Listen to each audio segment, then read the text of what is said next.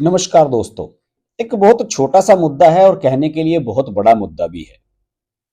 महबूबा मुफ्ती, जम्मू कश्मीर, उमर अब्दुल्ला, इन सब लोगों को लेकर बहुत सारी बातें चलती रहती हैं। अब चूंकि वहां पर कई साल से विधानसभा के चुनाव नहीं हुए हैं, 370 और 35 से हटने के बाद सारा नया स्वरूप हो गया है, दो राज्यों में विभाजित हो चुका है, जम्मू कश्मीर और लद्दाख में। तो वहां पर बहुत सारी चीजें बदली हैं, माहौल बदला है, जनता का मिजाज बदला है, काम करने का सरकार का तरीका बदला है।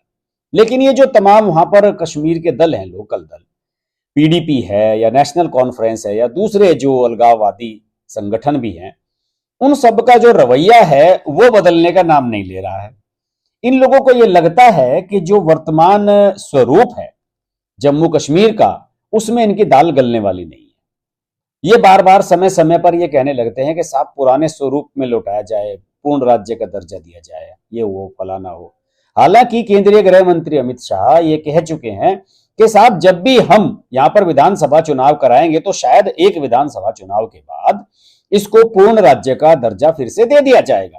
लेकिन ये लोग एक चुनाव का भी इंतजार नहीं करना चाहते। अब चूंकि नया राज्य बना है, राज्य का नया माहौल है, दो राज्य बन गए हैं, विधानसभा लोकसभा सीटें नए तरीके से परिभाषित हो रही हैं, तो ऐसे माहौल के बीच इन सब लोगों के बयान आ रहे हैं कि हम तो चुनाव नहीं लड़ेंगे, हम तो चुनाव नहीं लड़ेंगे। अब देखिए, एक नया बयान दे दिया है पीटीआई जो न्यूज एजेंसी है, उसको एक इंटरव्यू दिया है महबूबा मुफ्ती ने, और उन्होंने ये कहा है कि जब तक विधानसभा चुनाव नहीं लड़ेंगी, जब तक भारत सरकार अनुच्छेद 370 को बहाल नहीं कर देती। ये मेरे लिए एक भावनात्मक मुद्दा है। जब भी मैंने सदन की सदस्यता की शपथ ली तो वो दो संविधान के तहत था, जम्मू कश्मीर का संविधान और भारत का संविधान, एक ही साथ दो झंडों के साथ। और उन्होंने कहा कि हो सकता है कि यह बेवकूफाना लगता है, लेकिन यह मेरा भावनात्मक मुद्दा है।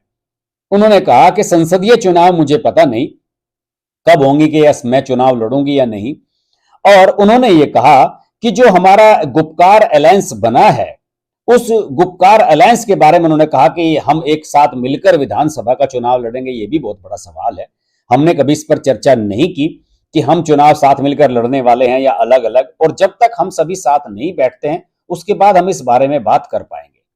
उन्होंने कहा कि अगर पंचायत चुनाव लोकतंत्र की असली परीक्षा है तो फिर देश में प्रधानमंत्री और गृह मंत्री के पद क्यों हैं?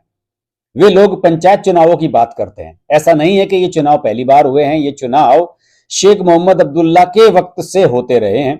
अगर पंचायत लोकतंत्र की असल परीक्षा है तो प्रधानमंत्री और गृह मंत्री क्या कर रहे हैं? पंचायत विधानसभा का विकल्प नहीं हो सकती। उन्होंने ये कहा, महबूबा ने ये कहा कि केंद्र सरकार डरी हुई है, अगर निर्वाचित सरकार बनी तो वो लोग अपना छुपा हुआ एजेंडा नहीं चला सकेंगे। उन्हें किस बात का डर है मुझे नहीं पता। वे लोग हर सप्ताह जो फरमान जारी कर रहे हैं, वे जम्मू कश्मीर के लोगों को और कमजोर बना रहे हैं और वे इसे जारी रखना चाहते हैं। महबूबा ने यह भी आरोप लगाया कि उनकी योजना जम्मू कश्मीर के लोगों को तोड़ने और उन्हें घुटनों पर लाने की है। केंद्र सरकार पर आरोप लगाया, इसलिए वे विधानसभा नहीं चाहते, और जिसके बारे में उन्हें लगता है कि वह सशक्त हो सकती है तो संभवतः फरमानों को वो नहीं मानेंगे। उन्होंने शारदा मंदिर के जो खोला गया है उसका भी स्वागत किया। पिछले दिनों आपको याद होगा मंदिर में जाने की तस्वीरें आई थी, वीडियो आया था महबूबा मुफ्ती का।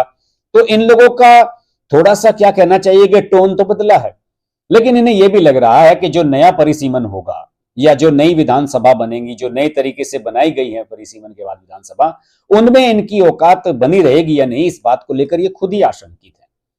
अभी तक उमर अब्दुल्ला ने तो यह बयान नहीं दिया है कि वो विधानसभा चुनाव नहीं लड़ेंगे, लेकिन अगर महबूबा मुफ्ती इस बारे में कुछ कह रही हैं तो इसका मतलब उनके मन में घबराहट है, उन्हें चिंता हो रही है। उन्हें लग रहा है कि जिस तरीके से इन्होंने उल्टी सीधी विधानसभा सीटें बनवाई हुई थी, जहां पर हिंदुओं का और मुसलमानों का कोई बैलेंस नहीं था, कहीं 10,000 वोट थी, कहीं 1,00,000 वोट थी किसी विधानसभा में, तो अब जो नया परिसीमन हुआ है, जिसका इन्होंने शुरू में बहुत विरोध किया था और बाद में मजबूरन इन सब लोगों ने फिर परिसीमन आयोग की बैठकों में जाना भी शुरू कर दिया था जब इन्हें लगा कि कुछ होगा ही नहीं। जो गुपकार अलायंस बनाया गया था फारूक अब्दुल्ला के घर पर, उसमें इन्होंने कहा था कि हम जो जिला पंचायतों के, जिला परिषद के चुनाव हो रहे हैं हम नहीं लड़ेंगे, लेकिन बाद में ये लड़े। ये लोग जानते भी हैं चुनाव लड़ना इनकी मजबूरी है। अगर चुनाव नहीं लड़ेंगे तो पार्टी और संगठन खत्म हो जाएगा, जो नेता है नए पैदा हो जाएंगे।